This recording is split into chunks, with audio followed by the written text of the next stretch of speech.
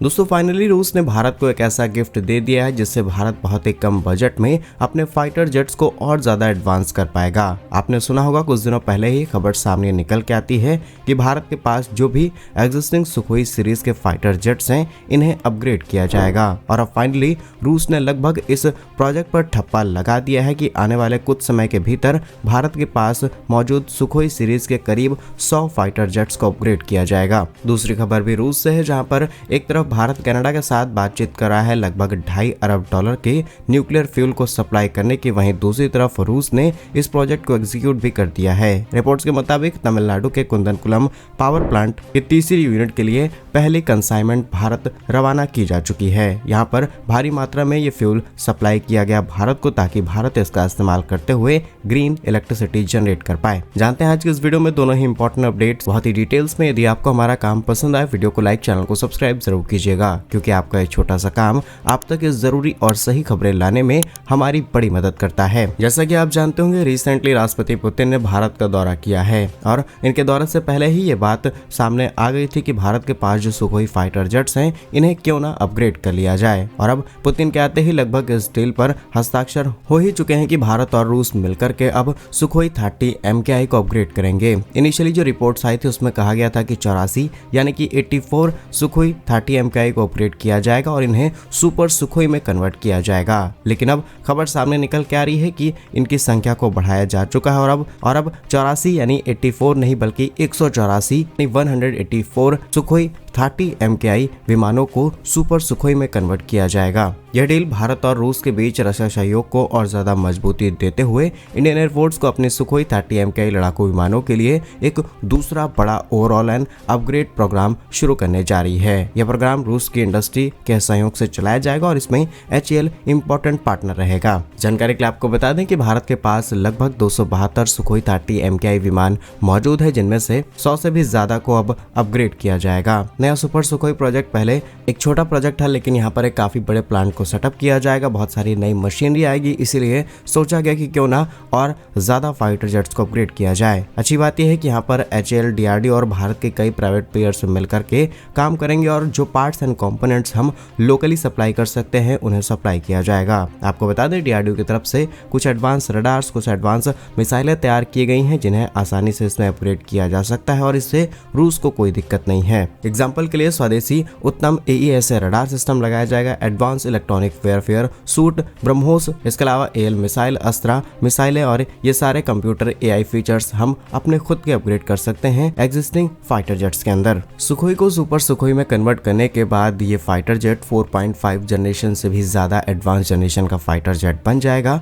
और इसे आप 4.5 प्लस या फिर 4.5 डबल प्लस कह सकते हैं, जिसके बाद इसकी लाइफ लगभग 25 से 30 सालों तक बढ़ जाएगी, यानी कि 2055 तक इजीली हम अपनी जो एग्जिस्टिंग स्क्वाड्रन है जिसे हम सुखोई की हेल्प से फुलफिल कर रहे हैं वो इसी तरीके से मेंटेन रहेगी। और भारत के ऊपर ज्यादा बजट भी नहीं है, 6 से 10 हजार करोड़ के आसपास का बजट रखा जाएगा इनको अपग्रेड करने के लिए, जिससे हमारे ऊपर बहुत ज्यादा लोड नहीं आएगा और पैसा बचा करके हम उसका इस्तेमाल अपने MRFA प्रोग्राम के अंदर इजीली कर पाएंगे। वहीं अपग्रेडेशन से जुड़ी हुई कुछ डिटेल्स की बात की जाए तो इस फाइटर जेट का जो मेन पार्ट है, यानी कि इसमें लगा हुआ AL-31 FP इंजन, इसकी ओवरऑल जो मेंटेनेंस है और अपग्रेडेशन है ये इसे सिर्फ रूस ही कर पाएगा, क्योंकि रूस के ही इंजन है और इन्हें फिलहाल के लिए भारत की किसी भी कंपनी या फिर किसी भी प्राइवेट प्लेयर्स की हेल्प से अपग्रेड नहीं किया जा सकता। ओवरऑल बात यह है कि सुखोई को अब सुपर सुखोई में कन्वर्ट किया जाएगा। इंजन को छोड़कर के इसमें लगे हुए जितने भी पार्ट्स कंपोनेंट्स हैं इन्हें हम लोकली अपग्रेड कर पाएंगे, यानी कि भारत ने अगर उस पार्ट का अल्टरनेट भारत के अंदर बना रखा है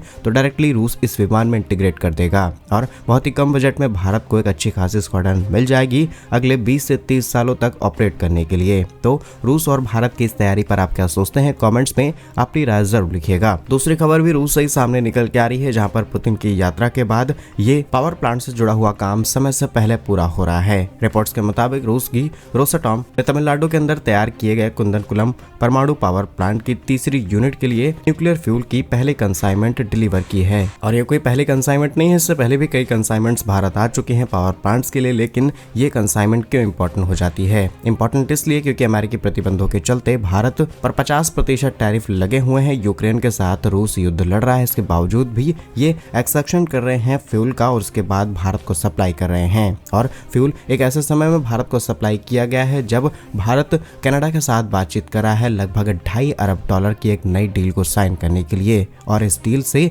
अगले 10 सालों तक हमको न्यूक्लियर फ्यूल की सप्लाई की जाएगी कनाडा की तरफ से, और भारत कहीं कोई नया पार्टनर ना ढूंढ ले, इसलिए रूस लगातार भारत को सप्लाई कर रहा है। हैरानी की बात यह है कि जैसे ही ये न्यूज कंफर्म होती है कि रूस भारत को फ्यूल की सप्लाई कर रहा है, वैसे ही अमेरिका ने फट से जनरल इलेक्ट्रिक के F404 इंजन की सप्लाई भारत को कर दी, क्योंकि एक लंबे समय से अमेरिका ने भारत के इस डील को पेंडिंग में डाल करके रखा था और भारत पर लगातार सवाल किए जा रहे थे। जनरल इलेक्ट्रिक और भारतीय एचएल की तरफ से प्रेशर बनाया जा रहा था कि आप इंजन की सप्लाई कब करेंगे, और बहुत ज्यादा प्रेशर हो चुका है। और रिसेंटली हमने एक 113 नए इंजन की ही डील साइन कर ली है, जो कि कई $बिलियन की डील है। ऐसे में अगर सप्लाई चेन डिस्टर्ब होती है और प्रीवियस डील टाइमली कंप्लीट नहीं होती है तो भारत इस प्रोजेक्ट को रद्द कर सकता है। ऐसे में हमारे पास बेस्ट ऑप्शन आ जाते हैं फ्रांस या फिर रूस से कुछ और इंजन खरीदने का। सिर्फ इतना ही नहीं बल्कि आपको बताएं तो रूस ने एशिया में भारत के अंदर सबसे बड़े पावर प्लांट को डेवलप करने का काम शुरू कर दिया है, इसलिए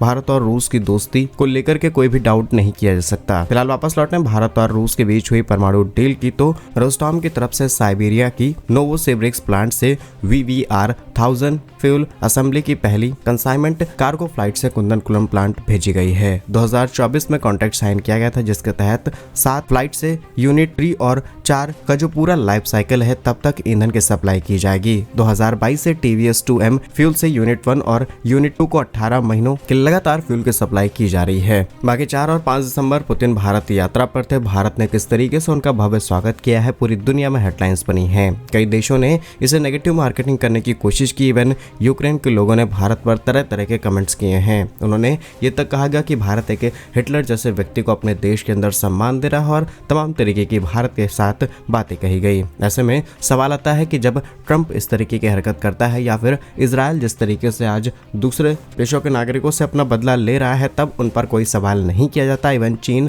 की बात की जाए या फिर कई और देशों की, जब भारत कोई बड़ा नेता आता है तब इस तरीके के सवाल कई अपने आप में नए सवाल पैदा करते हैं। फिलहाल पुतिन की भारत यात्रा काफी ज्यादा इंपॉर्टेंट रही और भारत और रूस ने मिलकर के कोई भी ऐसा स्टेटमेंट नहीं दिया, कोई भी ऐसी नई डील साइन नहीं की जिससे ट्रंप पागल हो जाए। और ट्रंप भी अब विचार कर रहे हैं कि भारत पर लगाए हुए टैरिफ को जल्द से जल्द सॉल्व किया जाए, क्योंकि भारत से होने वाला एक्सपोर्ट काफी हद तक गिर चुका है। भारत ने एशिया और कई पश्चिमी देशों को अल्टरनेट रूट बना दिया है अपने एक्सपोर्ट्स के लिए। वहीं जब पुतिन भारत आते हैं तो प्रधानमंत्री मोदी ने प्रोटोकॉल तोड़ करके पालम एयरपोर्ट पर उनका स्वागत किया, खुद उन्हें रेड कारपेट पर रिसीव करने पहुंच जाते हैं। और बहुत कम ही ऐसा देखने को मिलता है जब प्रधानमंत्री किसी बड़े नेता को रिसीव करने जाएं, क्योंकि मोस्टली ऐसे केसेस के अंदर विदेश मंत्री या फिर नेशनल सिक्योरिटी एडवाइजर ऐसी रिसीविंग करने जाते हैं और कई बार डिफेंस मिनिस्टर को भेज दिया जाता है। लेकिन इस बार सीधे प्रधानमंत्री मोदी पहुंचते हैं, स्वागत करते हैं, हाथ मिलाते हैं, गले लगाते हैं और अपनी कार में पुतिन के साथ यात्रा करते हैं। ओवरऑल बात कही जाए तो भारत ने बैलेंस कूटनीति बनानी सीख ली है, क्योंकि अमेरिका के साथ रिश्ते खराब न करते हुए रूस के साथ अपने दोस्ती को